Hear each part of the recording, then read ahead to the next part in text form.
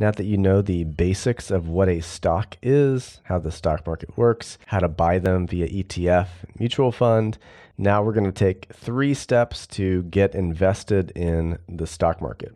The analogy I'm going to use is like grocery shopping. So the first thing you decide when you go grocery shopping is, where are you going to shop? So you can go to grocery store A, we'll say Aldi, or grocery store B, Kroger, or maybe C, Walmart. The investing world, you can go to different brokerage firms like Vanguard or Fidelity or Schwab.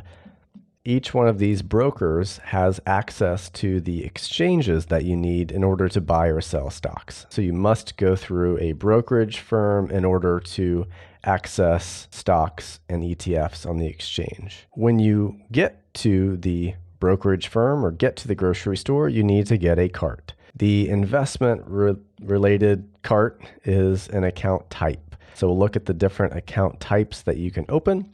And then finally, what you buy is basically like the groceries. So you're in the store, you've got your cart. Now you're going to need to fill your cart with certain grocery items. So those are the stocks or mutual funds or ETFs that you decide to buy. So the first step was find a brokerage company.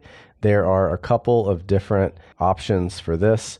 Fidelity, Vanguard, Schwab, TD Ameritrade. These are all very old, large, and reputable firms. There are also a couple new firms on the block. So M1 Finance and Robinhood both allow you to do commission-free fractional trading for individual stocks and ETFs. These are very popular, but not as established, not as big. So if you're looking to buy individual stocks, you might look here. If you're just looking to consistently invest in ETFs or funds, I would probably go with some of the bigger names, maybe Fidelity or Vanguard or TD Ameritrade. Any of those 3 would be good choices. The second step is to open an account. So there are a couple of different types of accounts that you can open. Actually, there's a lot of types of accounts you can open, but generally they fall under 2 buckets. You have qualified accounts, which have certain tax advantages to them.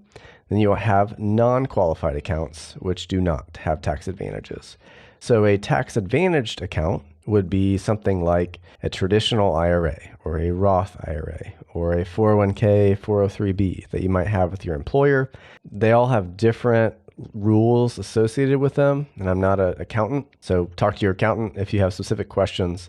But by and large, most of these will allow your money to grow tax-free. So instead of paying taxes anytime you get a dividend or sell a stock at a profit, your money is going to grow tax-free until you eventually take it out one day, and then you'll pay taxes later, or maybe you'll pay them now and not later. It just depends on the account, but they all have some advantages on taxes. A non-qualified account is one that when you put money in there and buy a stock or ETF, you're going to pay taxes anytime that particular investment pays income to you, so pays a dividend or pays interest to you, and you're going to pay taxes whenever you sell it, if you sell it at a gain. So if you buy a stock for $100 and sell it later for $250, you will have made a $150 profit on that. If you sell the stock in a non-qualified account, you're going to pay this on your taxes and pay whatever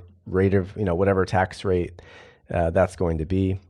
So these include individual accounts. So you could just, Jane Doe individual account. There can be a joint account. So if you're married or whatever, you want to open in a joint with another person, you can do that. If you have a business, you could open a business account. All of these are non-qualified. And then step number 3 is to decide what you want to buy. So what are you going to put in your shopping cart? And this is ultimately what matters the most. Who you open the account with, what kind of account you open matter a little bit, but the biggest thing is what you are going to buy. You can buy pretty much anything with any broker. So like a Vanguard, for example, if you have a Vanguard account, you can still buy, an iShares fund with BlackRock, or you can still buy, in most cases, a Fidelity ETF. There are certain times when you can't, but by and large, any broker can get you pretty much anything you want. So what you buy, you can buy individual stocks. So you could go in and say, I want to own, 5 shares of Apple and 10 shares of Microsoft and, blah, blah, blah. Make your own custom portfolio.